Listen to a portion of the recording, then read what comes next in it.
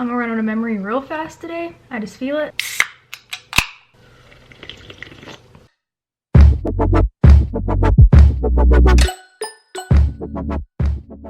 And she's frozen. Perfect. Hello, welcome back. This series has been far from my most popular series, but I've been really enjoying like researching, I guess you could say, for it, so you're gonna keep getting it. And I apologize if this isn't what you signed up for, but I like talking about it, so I'm going to keep doing that. So we finished all the boring things. We talked about dates and hotels and tickets and stuff like that, and now we're on to the fun things, which are actually things to do in the park. So today is going to be number 1, which is going to be must-do attractions in Disneyland. DCA, you guys voted on this. I asked. You decided that DCA deserves its own video. So I'm going to film probably both of them today, but put them up at different times. But we're going to do Disneyland today, so must-do attractions. This obviously is going to vary a little bit person to person. I am a thrill ride person. I really like thrill rides, so things are going to be more thrilling on my list. So if you're traveling with, like, you know, 2 kids under 5, probably going to have a different idea of must-do attractions. So keep that in mind. I'm also not going to be talking about entertainment or shows or things like that, because that's going to be its own video. So this is mostly just going to be like ride focused, things that Disney would like consider attractions and not entertainment or shows. I'm kind of going to go with this as someone who has already been like a Disney World person, because I'm going to talk about the list of rides that Disneyland has that Disney World doesn't, but it'll still be valuable obviously if you've never been to either parks, any of the parks, all of them. It's very pretty out again today, but it's also still like -20, so have a real rough go.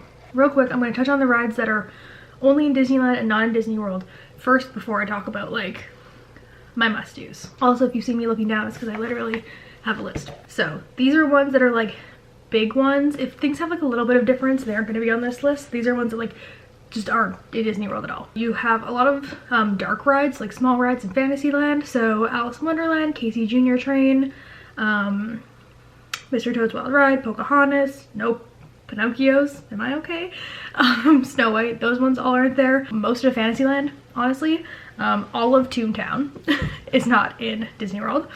Great Boats and Mr. Lincoln, we have that as like our show instead of like Hall of Presidents, thank God for that. Nemo Submarines, there's nothing like even close to that in Disney World, because Nemo in Disney World is essentially just the Little Mermaid ride. Storybook Canal Boats, which I think are really cute. I mean, like, people always forget they're there, but I think they're really cute with all the little like figurines of all the movies. And the 2 big ones are Matterhorn and Indiana Jones. So obviously if you have like little ones, you want to do all those dark rides. So Snow White, which is currently down for refurb, I think, but it'll be back. But Snow White, Pinocchio, Mr. Toad, Alice, things like that. I still think they're really cute. The Alice update is actually super cute, and they redid it a couple of years ago.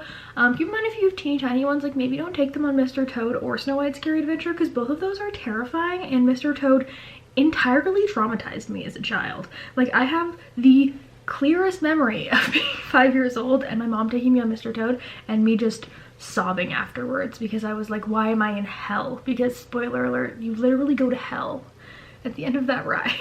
Like, it's a whole thing. The big ones, I would say like number 1, I have like a little list of must-dos afterwards, but if you've never been to Disneyland, you've only been to Disney World, my number 1 for sure is Indiana Jones. It is the same ride track system as Dinosaur, but it's so much better. It's just so much better. So if there was one ride that you need to do if you've been at Disney World and have never been to Disneyland, it is Indiana Jones. On my must-dos, I literally wrote most of the ones above TBH because I do think there is a lot of good ones, like Indiana Jones and Matterhorn are like 2 really big ones, but obviously they're thrill rides, so if you have little ones, you maybe don't want to do those and you want to go more towards the dark rides. Took a small break to delete some stuff on my camera, but we're back. I would say besides the rides that Walt Disney World doesn't have, your must-dos that like differ a little bit for me, one would be Space Mountain. Obviously if you like thrill rides and you like coasters, this is going to be one for you. The difference is with Space Mountain in Disneyland, you are beside each other, where Disney World, obviously it's like back to back, you know what I mean? And it is a lot smoother. So I find the closest comparison is the track at Disney World. Space Mountain is similar to Matterhorn bobsled's track at Disneyland, because it is the same ride vehicle essentially, and it's a lot jerkier, where Space Mountain Disneyland is a lot smoother. So it's less scary, I think, but it's a lot easier on the back. So if you're someone who is a little bit older maybe, or has back problems, you're gonna fare better on Disneyland's space than Disney World, so don't be scared to do it because you think it's gonna be jerky. But also if you have back problems, like maybe don't go on the Matterhorn because that thing's gonna mess you up. Two that are like right beside each other are Pirates and Haunted Mansion. Pirates is notoriously known for being better at Disneyland. I don't really know why, honestly. I do enjoy Pirates at Disneyland better, but I don't personally notice a huge difference, but a lot of people do. Pirates is also one of those rides that Walt like personally worked on. He didn't get to see the opening, I don't believe, but it is something that he like had a hand in, which I think makes it really special. I think at the end of the day, honestly, like that's a huge part of it, but we'll talk about that at the end. I do recommend going on Pirates at Disneyland just to see the difference. And then right beside that is Haunted Mansion. This one is like a very heated topic, I feel. Some people like really prefer one Haunted Mansion to another. I don't have a huge difference in which one I like better. I think I probably prefer Disneyland's mostly for nostalgic purposes, but Disney World's does have the like staircase library room, which I think is really cool that Disneyland's doesn't. But Disneyland does have the Hatbox Ghost, and I love the Hatbox Ghost. I love the whole like mythicalness behind it and the whole backstory. I think it's really cool. I love things about Disney that are like kind of like question marks, because so many people care about Disney that it's hard to find things that are still like kind of like rumors and things like that. So I really like the whole idea of the Hatbox Ghost. I think it's also really well executed, and it's obviously one of the newest things that Disney has put into the parks besides Galaxy's Edge in an attraction for Disneyland. So I don't know, I think it's really cool. Also, if you're visiting anywhere between like mid-September to early January, this is a absolute must-do because it becomes Haunted Mansion Holiday, which is Nightmare Before Christmas themed. It is so cute. I think the Jack animatronic in here is one of the coolest animatronics ever. Like, we get Navi River Journey, like Shaman's cool, but can we talk about the Jack Skellington animatronic in Haunted Mansion Holiday, because he is so good.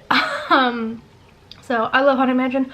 I've always loved Haunted Mansion. I've been a Haunted Mansion stan since day one. That's kind of like one of the big things that got me into Disney. So obviously I would say you have to do the Haunted Mansion regardless of if you've been to Disney World or not. Like I said before, Indiana Jones is a big one. It's like Dinosaur, but 8,000 times better. Like, I don't understand how Dinosaur happened, because they had Indiana Jones and they were building Animal Kingdom, and someone was like, let's take Indiana Jones and make it worse. We'll give it a better pre-show, but we'll make the actual ride worse. But you know, I'm not an Imagineer. Who am I to talk, you know? I already mentioned this slightly, but obviously the Matterhorn is one of the only ones that like is its own entity in Disneyland. The Matterhorn isn't anywhere else as far as I know. I don't think any foreign parks have it. Now I'm gonna be questioning this all day. I also like have a lot of memories with the Matterhorn. Mr. Toad was what they took me on when I was like 5 and I absolutely bawled my eyes out. The Matterhorn is what they took me on when I was like 9 and I absolutely bawled my eyes out. 8. I don't know. I was a small child and I was terrified and my father made me go on it. So, but the Matterhorn is really cool. I think it's a really cool setup. If you know the history of the Matterhorn, it's really awesome. I really recommend watching the Imagineering story on Disney Plus before you go to Disneyland if possible, because it's just super cool. The whole like concept of how the Matterhorn came to be is just, it's just insane to me.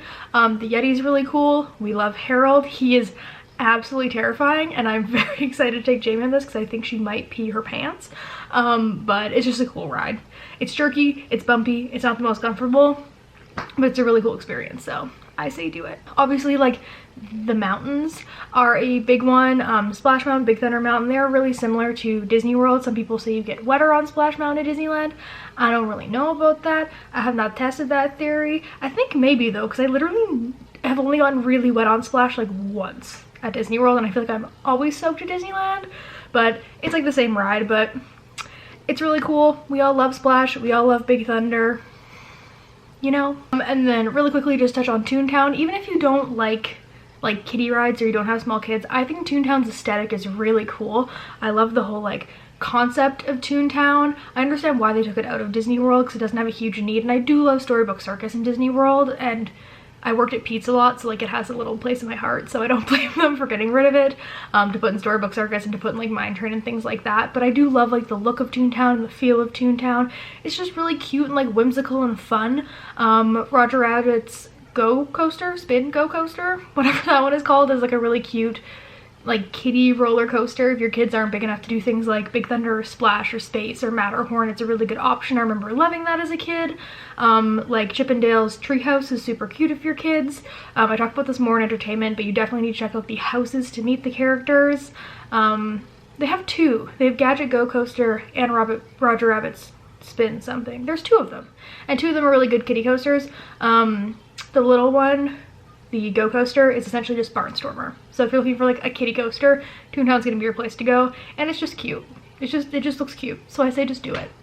To wrap this up, I'm gonna talk about my top 3. If I had to go and I could only do like 3 attractions at Disneyland, these are the 3 that I would pick.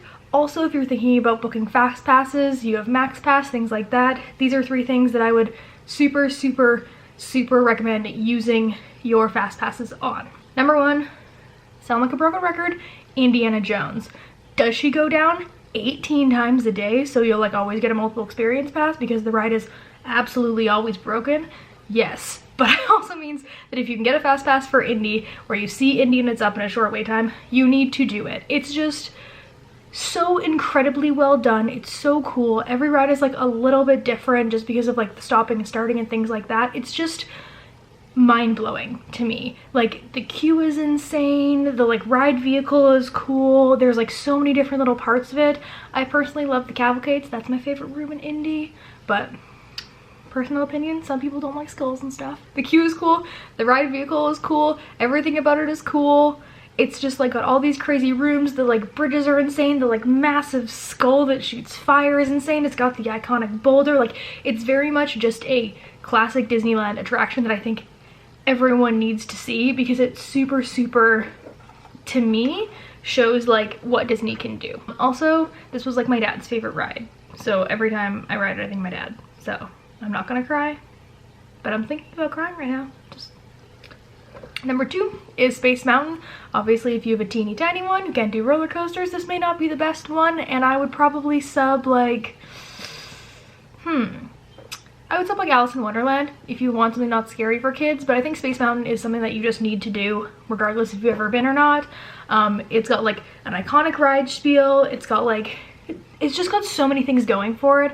I know that some people find Space boring. I think Space is like a fantastic coaster. The only coasters that I like better than Space is probably like Everest. Everest is like the best coaster I've ever been on and I will die on that hill. But I think Space is just like really well done. It's super fun. It's not too scary. It doesn't go too fast. I think it being in the dark is fun. They do overlays all the time. So if you go to Halloween, you can do Ghost Galaxy. I personally love Ghost Galaxy because it's like kind of campy and kind of cheesy, which I think, but some people don't think it's scary enough. But they do Ghost Galaxy, Hyperspace Mountain, like goes on and off, I feel like, for Star Wars if you're a Star Wars fan. So I feel like there's always something going on, and it's just like a classic dark coaster. And the last one, I would say Haunted Mansion. I know this isn't something that's super unique to Disneyland, but I do think the whole aesthetic of Disneyland's Haunted Mansion is really cool. If you look at even just the outwards appearance, like I'll throw up like here, like Disney World's Haunted Mansion, Disneyland's Haunted Mansion.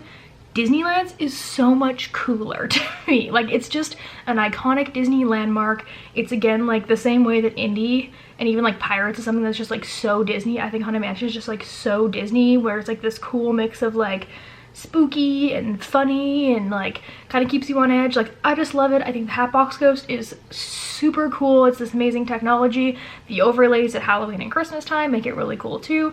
So regardless if you've been to Disneyland or you've been to a Disney park or you've been to no Disney parks ever, I think Haunted Mansion is a must do. So those would be my top 3 there. Indy, Haunted Mansion, Space Mountain.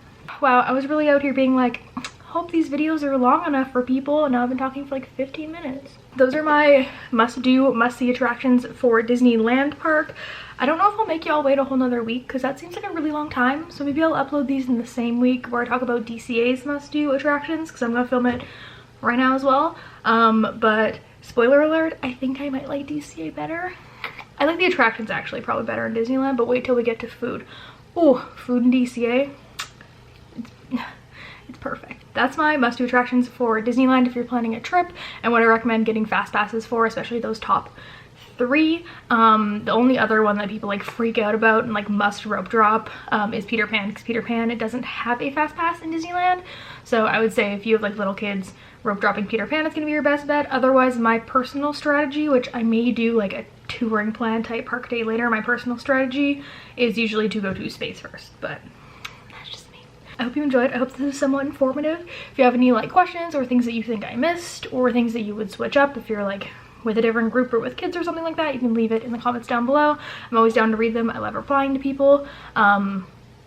This series just makes me so happy, and I know y'all don't like it at all and it like doesn't get any views, but like talking about Disneyland just makes me so happy. So please subscribe. I have more Disneyland, Disney World, lifestyle-y things coming up.